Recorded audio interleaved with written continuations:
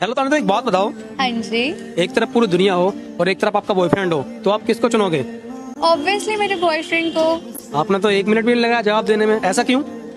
क्योंकि दुनिया से मुझे कोई लेना देना नहीं है। इधर ना हर दूसरा बंदा जब मेरी लाइफ में आया ना, तो उसने ये सोचा कि मैं कैसे इससे अपना मतलब निकाल लूं। मतलब आज तक मेरा किसी ने साथ नहीं दिया, तो मेरा बॉयफ्रेंड जब से मेरी लाइफ में आया ना, मतलब उसकी एक खास बात ये है, अगर वो बोल दे कि सामने वाला इंसान ना तुमसे अपने फायदे के लिए बात कर रहा है और मैं उसकी बात ना मानूं, तो डेफिनेटली कुछ दिन बाद ना वो लोग मुझे अपने असली रंग दिखा देते हैं। एक वही है मेरी लाइफ में जो बिना मतलब के ना हमेशा मेरे साथ खड़ा रहा।